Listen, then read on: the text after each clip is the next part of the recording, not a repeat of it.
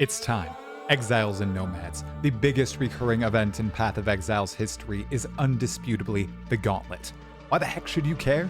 Well, it's teeming with skilled players, beyond epic moments, juicy prizes for kings and peasants alike. And it's put on by both the community, mainly Zizaran and Viyro, with the support of the best darn game development studio out there, Racing Gear Games. It's a fusing of passion and competition, thrills and laughs, and most importantly, sweet, sweet death. In short, it's entertaining, and it's something you can play. The next one starts soon, so when's a better time than the present to be entertained by the complete history of the Gauntlet, beginning to end? As Elva kinda says, no time like the present. Talamoana Exiles Talkative Try here with another Path of Exile video. Today we are going over the complete history of the Gauntlet. Like the video if you end up liking it, and subscribe to the channel for more Path of Exile content that is unique like this. Two major events served as precursors to the first iteration of Zizaran's Gauntlet, the Awakener Kill event and the China Racing Gauntlet. Both of these events showcased there was serious interest in the PoE community when it came to blockbuster racing events, with viewership and engagement with these events both being tremendous. In the ancient past, Racing Gear Games actually used to properly support race seasons. Players could gain points throughout the event, and based on the number of points they earned or their spot on the leaderboard, they could obtain exclusive Demigods uniques or alternate art uniques. Both of these class of items remain the most coveted in Path of Exile 1 to this day, so much so that many speculate PoE 1 OG Crip maintains the most valuable stash with his rank 1 reward from PoE's race season number 1. So with interest shown in big ticket races once more after these two race events, Zizaran partnered up with a few sponsors, community members, and the omnipotent event organizer goat Viyro to kickstart a brand new recurring event. The very first Gauntlet hit the PoE scene in Harvest League, simply titled the Racing Gauntlet. Really the first of its kind, the Racing Gauntlet's layout was very well done, but definitely not as bombastic as later editions. The event itself took place in a private Path of Exile league, meaning it capped out at a certain number of players. The rules were laid out in a Google document and laid the foundation for the primary state of future gauntlets. First up, it occurred on a solo self-found hardcore realm, meaning there was no player-to-player trading or interaction, and if you died, that character was done. Next, it established a point-based system, which was quite the evolution of previous race events. Instead of people racing to do something first, which definitely favors those able to maintain long playtime sessions, basically everything was points-based. The individuals with the most points at the end of the event won. Certain levels triggered points, and different bosses were worth different point values. These events focused entirely almost on bossing. For example, at Ziri was worth 1 point, Oshabi 2 points, and Uber Elder, Awakener 8, and Uber at Ziri 4 points each. If your character died, you lost all points on that character. Then it clearly outlined you needed to submit legible footage for all your boss kills. Anything illegible would not be counted. Finally, every area in the game received brand new modifiers. In the Harvest Gauntlet, every area was affected by the modifiers on screen now. So how did the first Gauntlet play out? It was an 8-day event that came down to a literal tie. Steel Mage nabbed 4th place and 8% of the prize pool despite an unfortunate death. Al Kaiser rocked 3rd place and 10% of the prize pool playing melee all the way back in Harvest. PoE Dan snatched 2nd place with 20% of the prize pool, and, well, a relatively unknown Path of Exile player and World of Warcraft pro racer named Lighty achieved 1st place, winning 30% of the prize pool. Seriously, this was Lighty, aka Darky, aka Ben's breakout moment in Path of Exile, even though he also won $8,000 in the aforementioned Awakener Kill event too. You'll be hearing his name a lot in this video. Fun fact, both Ben and PoE Dan hit the same number of total points, 122. However, due to the tiebreaker rules, which stated the person who hit the tiebreak point number first would win, Ben won out. With the tremendous success of the first Racing Gauntlet, Zizaran teamed up with Shopify to bring PoE players its second iteration in Heist League. This time, the player private league maximum was a super 10,000 players, and the point system was entirely revamped. Alongside the sizable prize pool, Racing Gear Games once again provided MTX rewards and t-shirts randomly to those who achieved specific milestones in drawings, and more physical rewards enter the fray, like a PS5, Xbox Series X, and multiple Steam Wallet gift cards. Players could again donate to the event, and community favorites like Steelmage, Octavian, DS Lily, and Dats Mods held fundraisers to help further increase the prize pool, something that continued forevermore in the Gauntlet. This time, instead of Ziggy D and Brittleknee doing highlights, Bausch and Oh My God It's Usis took the helm and provided multiple event highlight videos on Ziz's YouTube channel to keep the player base updated on the action. Gauntlet to Gauntlet, there were no significant area modifier changes, but the point system did see a big change. Now you could only receive leveling and boss points once per character, and you no longer lost points if that character died. That encouraged two things: the creation of alternate characters, and for people to be risky and not sit on their points if they had a big lead. Delve also contributed greatly to points, with 1 point gained per 100 delve depth achieved. Someone very famous today could probably beat us all out thanks to this. The final huge change or addition to the Gauntlet was the official introduction of bounties. Anyone in the race could claim them, and if you were the first to do it, you'd get the prize amount. As simple as that. People could contribute bounties to the game by contributing the associated prize pool number. Bounties included: the person with the highest PDPS two-handed axe at the end of the event will win $1,000. The person with the highest amount of uniques and uniques tab by the end of the league will win $1,000. The first person to provide proof of killing Act 10 Kitava unascended will win $150. And the first person to provide proof of killing Awakener 8 with 200 plus ping will win $205. You must have 200 plus ping the entire fight. These not only added an additional layer of competition and levity to the race, but also the opportunity for players who could not compete for the top placements the chance to nab some sweet monetary prizes with pure focus of mind. But how did the Racing Gauntlet in Heist actually play out? Well, the top 4 had 1/4 of the same players as in Harvest. Go ahead, comment below, and guess who is the repeat player. 4th went to Mekov, 3rd was achieved by Fightgar, 2nd by Waggle, and at 1st place once again was Lighty aka Ben. Alkaiser dropped to 7th and Steel to 16th, with Pee-wee Dan nowhere to be seen. While many of the bounties went to random players with a clear focus in mind, 5 also went to Ben. He cleared the field on the race and went back for some of the big ticket bounties too, one of them being the 200 plus ping Cirrus bounty. The race ended with an award ceremony and interview wherein a great discussion was briefly had about diversity of builds and the Gauntlet modifiers, especially the -40% to all resistances mod. This might have inspired some changes in the next Gauntlet. The 3rd installment of Zizaran's Gauntlet took on a new name during Ritual League, the Class Gauntlet. Along with a cornucopia of new prizes, the style of event changed slightly as well. Instead of just having a clear placement ranking, the race ranked overall 1st through 5th place for the lion's share of prize pool earnings, then also handed out 8% of the prize pool to the top character of each of the 7 player character classes. Skyra entered the highlight scene, with Usis returning as the narrator. This particular expansion also added a new boss, the Maven, who was now the most valuable boss in the game, worth 6 points. Invitations were also in the game and had high point values as well. Oh, there was also an area modifier change. Areas would now hinder 20% of resistances instead of 40%. Some contestants from the 2nd Gauntlet had their wishes granted. New bounties also came in, including the first person to provide proof of having 1 full normal tab of amulets allocated with beef will win $300. Rip beef. First person to provide proof of killing pure Chayula while wearing an item from each of the other Breach Lords will win $300. And the first person to provide proof of using 2,500 Orb of Fusings without getting a 6-link with 0% quality on the item will win $500. Pure pain. So how did it all end?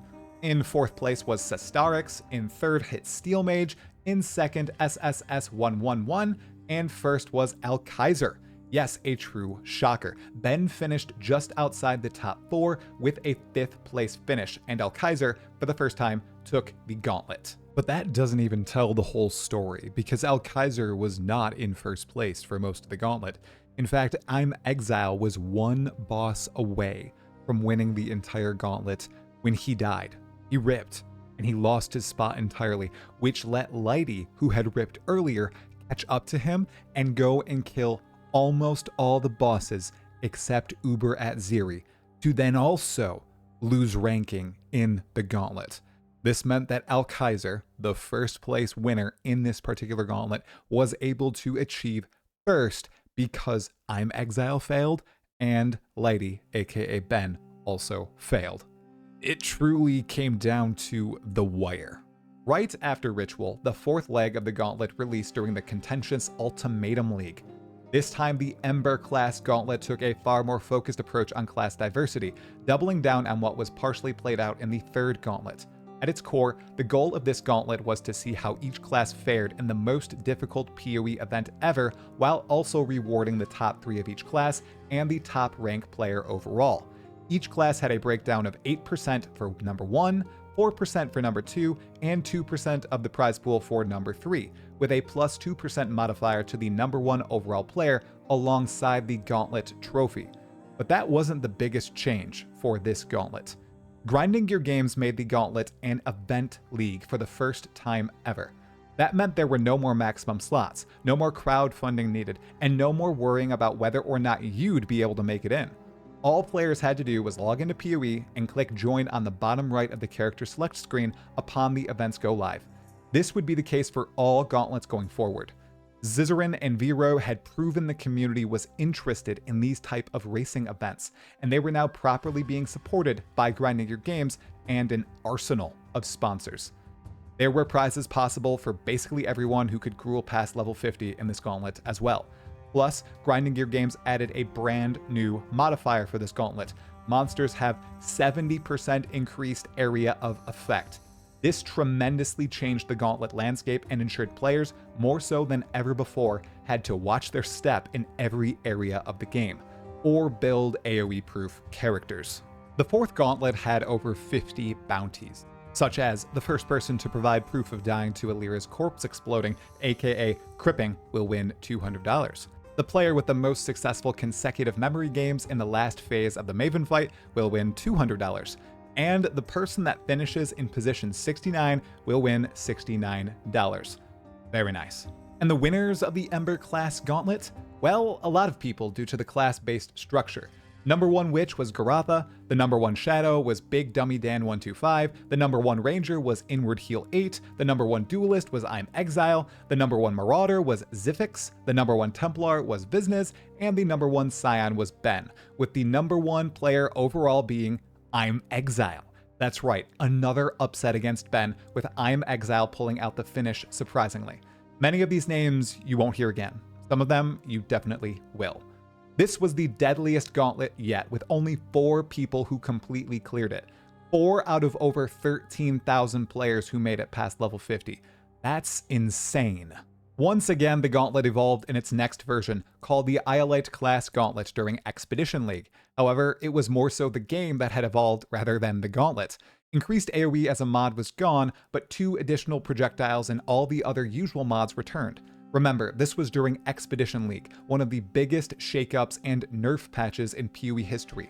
The meta was completely broken, as were some of these bounties, like the first person to provide proof of finding a variation of a rare named Stink Stink would win $150. The first person to make it through the mudflats to the submerged passage at level 1 naked would win $100. And the first person or the person to win the gauntlet would win $1,105, and this was submitted by Ben himself. Again, reward tiers were broken out by class, with DS Lily getting the first overall Witch, Business as number 1 Shadow, Ben as the number 1 Ranger, Steel Mage as the top Duelist, Fight Gar as the number 1 Marauder, PXL555 as the first Templar, and Son of 7 Less as the top Scion. The number 1 player overall was Steel Mage. His run was deathless, and the legend Ben was now below first overall for 3 gauntlets in a row. Steel Mage and Business were the only 2 players who 100% completed the gauntlet, downing every boss including the Maven. No one else came close. Was Ben's revenge arc incoming? Perhaps. But for now, others reigned supreme. The 6th appearance of Zizaran's gauntlet embraced the sheer ridiculity of the league it occurred in, Scourge League, and boasted the name the Krangled Class Gauntlet. Scourge was a super deadly league mechanic, and after the ridiculous gauntlet and expedition, they ensured the entire game remained tough. Grinding Gear Games added 2 new area modifiers for the Krangled Gauntlet. Monsters fire 4 additional projectiles, and unique monsters have 80% increased life. Pure insanity. Plus, Grinding Gear Games also added in Twitch drops on day 1 of the event, which boosted viewership massively. They also decided to sweeten the prize pot and add Demigod's Authority swords to the top 5 finishers for each Ascendancy class, which also meant no one could swap Ascendancies during the Gauntlet. There was a slight change in reward structure here monetarily, but still the same number of sweet MTX and physical prizes. The top 2 of each class placed, while the number 1 and number 2 overall received a bigger slice of the prize pie. As always, you could place in multiple classes, but you could not place in the same class twice. Casting of the Gauntlet continued, this time with Big Sill and Octavian giving it a go, with a guest appearance by Camel on day 1. Highlights narrated by Oh My God It's Usis continued to be great. As a note too, the top boss kill point-wise was the hidden invitation for this gauntlet, rewarding 8 total points. The next highest was Uber Elder with 6. Then there were some awesome bounties, like the first person to provide proof of being level 69 and remaining level 69, having 69 strength, 69 dexterity, 69 intelligence, and to verbally declare on video or stream or type nice in Global 202 will win $169. Or the first person to provide proof of having 3 Onigoroshi would win $460. Or the first person to provide proof of killing regular Atziri with Raise Summon Zombie as their main damage would win $500. The Krangled Class Gauntlet concluded with I'm Exile taking the number 2 spot and Ben nabbing the top position. Both played Shadows, with I'm Exile also placing number 1 in the Scion category. Finally, Ben was back on top. Viyro also provided some incredible stats to end the Krangled Gauntlet. The number of unique accounts, 66,954. The number of unique characters, 336,763. The number of deaths, 292,688. Only 487 players made it to level 90 and above, and only 27% of players reached level 10. With 4 huge new bosses in the game with Path of Exile Siege of the Atlas, Zizaran knew the community needed a high-stakes event to overcome the new suite of foes. So entered the Searing Worlds Gauntlet. New bosses, new mods, absolutely wild prizes, and no more delve in the point pool. You can see the mods on screen now. Wild. There were also some pretty cool bounties. The player with the fastest Uber Lab with proof will win $500, or the first player to provide proof of singing Smash Mouth's All-Star and killing the Infinite Hunger would win $250. And the first person to provide proof of drawing a smiley face using Shaper Puddles in the Shaper Fight would win $200. Mimi as always. Taking overall second place was SSS111, and in first place was, yeah, you guessed it, Ben. Ben's dominance was impressive here, and the relentless persistence of some of the players pursuing these bounties were too. This particular gauntlet, though, was merely the precursor for what was to come with the next installment, as behind the scenes, Grinding Gear Games were cooking up something unprecedented in Path of Exile and bossing. The gauntlet continued going strong in Sentinel League, now with a new set of Uber bosses in the game. It took on the league's title for itself. This Sentinel Gauntlet pitted PoE's best players against all the brand new Uber Pinnacle bosses, with the audience expecting an absolute bloodbath on the side of the Exiles. Additionally, there were some huge changes to the Gauntlet itself. Now modifiers were broken out by Acts 1 through 5, Acts 6 through 10, white maps, yellow maps, red maps, and Uber bosses. You can see all the sinister modifiers on screen now. The goal was to scale the difficulty, ramp it higher as players progressed further. Plus, further rules were added for boss mechanic skips. Oh, and there were more dope prizes too. Plus, there were some awesome bounties as always. The first player to provide proof of defeating Uber Shaper without detonating any volatile anomalies or being affected by the Shaper's beam would win $300. The first person to provide proof of recombinating 6 Tier 1 modifiers onto one item would win $500. And the player that tanks the most molten boulders during Uber Exarch's ball stages and survives and kills the Uber Exarch would win $500. All of those are phenomenal bounties. Alas, after losing out in the Searing Worlds Gauntlet, Ben took second place overall, and I'm Exile grabbed first place. In fact, both players went hard. But I'm Exile went just a bit harder. He was the first place Scion, Ranger, and Shadow, while Ben was first place Witch, Duelist, and Marauder. Together, they dominated the Sentinel Gauntlet, winning 6 of the 7 classes. These players were just on another level, proven by their dominance. The Uber bosses required the absolute best players to fight them on SSF Hardcore with this mod set, and these two managed to do it.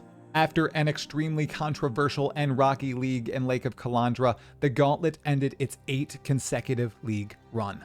However, after the awaited conclusion of Kalandra League, the Gauntlet returned in the following league, the Forbidden Sanctum, which reignited many players' love of Path of Exile. The Gauntlet also went experimental this time, as the game hadn't had any real balance shifts in the past bit. Ziz, Viyro, and co decided to ban skill gems for this Gauntlet and add in flash bounties. The following skills were banned in the Gauntlet: Seismic Trap, Vortex, Creeping Frost, and Detonate Dead. They were keen on some new skills being the Kingmakers this time. The flash bounty system was also pretty cool. They were bounties that popped up daily in the Racing Discord and announced in the live broadcast. The first to complete them won the associated prize. Normal bounties existed too, such as the first person to provide proof of having a Starforge Infernal Sword would win $1,000. This, of course, was provided by Starforge Systems. The player that kills a monster level 83 Lycia with the least amount of equipped items by the end of the Gauntlet would win $500. And the first player to provide proof of completing Act 1 while saying meow every 10 seconds from the second Gauntlet starts would win $180. The Path of Exile community just cannot stop memeing. Or, meowing. And what were the final standings? In second place overall was I'm Exile. In first place overall stood, of course, you guessed it, Ben. Unlike last Gauntlet, 7 different players placed at the top of each class, with I'm Exile at the top of Marauder, and Ben being the pinnacle duelist. At this point, Ben was most likely Ziz and Shopify's highest paid employee. Still, according to most, El Kaiser, who got the second place Marauder spot, held the most impressive moment of the event, taking down Uber Shaper on a Bone Shatter Jug. Once again, the Gauntlet took an extended break. No massive Zizaran-hosted competition occurred during the weaponsmithing heaven of Crucible League. No race was held during the auto-battler encouraging Trial of the Ancestors League either. Then, in Affliction, Zizaran, Viyro, their sponsors, and the rest of the community brought the Gauntlet back for its 10th installment, the Misery Gauntlet. This was a huge evolution of the competition, without a doubt. First up, competitors had to complete bosses with the brand new transfigured gems in order to receive points. Next, Uber bosses were made significantly harder than before. They truly wanted no one to finish out this Gauntlet alive. Then a few skills were banned outright. Detonate Dead in all of its versions, together with Arc of Surging and Penance Brand of Dissipation, as they far outshined basically every other skill in PoE when it came to racing, or were just broken. Finally, Grinding Gear Games added some spicy new mods to the pool in the Axe, Red Maps, and Uber bosses. These mods made the campaign, Reds, and Ubers far harder than ever before. Of note were these two during the campaign: 20% physical damage as extra chaos, 15% elemental penetration, the same chaos mod during Red Maps, and these two new mods during Uber fights, at Ziri Apparitions, and Consume Additional Portal on entry. Yeah, the stakes and challenge rating when fighting Ubers was definitely higher than ever before, and the rewards were equally awesome as always. Same with the bounties. The first player to provide proof of having exactly 100,000 DPS on any skill tooltip in-game would win $500. The first player to provide proof of killing the Fawn while the Fawn was double empowered by Wisps would win $250. This was a fast one. The first person to provide proof of killing GG Noobs in the Hall of Grandmasters Promenade map would win $200. Finally, after 10 grueling gauntlets, no one was able to clear the Misery Gauntlet. I am just kidding. In second place overall was Soul1027. In first place, clearing the whole gauntlet in a seemingly simply easy fashion, was Ben. The gauntlet was by far the hardest to ever exist, with insane mods on the bosses, a killer campaign, and even harder red maps. It had many asking, would it ever be topped? Would it be the last gauntlet before Path of Exile 2 launched? Well, after a league break, the 11th and final edition of the Gauntlet before Path of Exile 2 arrives in mere days during Settlers of Kalguur League, the Runic Strife Gauntlet. This event contains two tremendous alterations. First, pinnacle bosses and other hand-picked bosses will have additional or changed abilities, all crafted by Neon, aka Mark Roberts, aka Game Director on Path of Exile, and the boss creator man himself. Completely unconfirmed examples include Hillock having the Shaper Beam, or the Searing Exarch fight containing drowned orbs from the Eater of Worlds. Additionally, Grinding Your Games is giving out a guaranteed mystery box for completing the campaign, so we all need to push past Act 10 Kitava. There's more prizes too, but none of them are guaranteed like the box. These are the modifiers for the event. The campaign looks insane, maps look decently normal, and the Uber bosses appear near unbeatable. This is the goal of Zizaran. Alongside their changed or additional moves, they'll also have a Cirrus apparition, meaning there's probably going to be some die beams involved. Additionally, to get credit for a boss kill, you must use 3 or fewer portals. Wow. No logging out exiles. Then there are some pretty cool bounties by the event's sponsors. The player that provides proof of having the highest cold resist ring at the end of the event will win $1,000. The first player to provide proof of killing the bosses below while using Onigoroshi will win a Voyager 2 Elite Starforge PC. Bosses include the Shaper, Elder, Uber Elder, Atziri, Uber Atziri, Maven, Exarch, Eater of Worlds, and Cirrus. Finally, the player that provides proof of being the lowest level character to kill Izaro in the normal lab will win $250. That Starforge bounty is pretty darn cool. The Runic Strife Gauntlet looks insane, a true culmination of the past 4 years of build-up and the perfect lead-in to all future Path of Exile 1 and Path of Exile 2 gauntlets.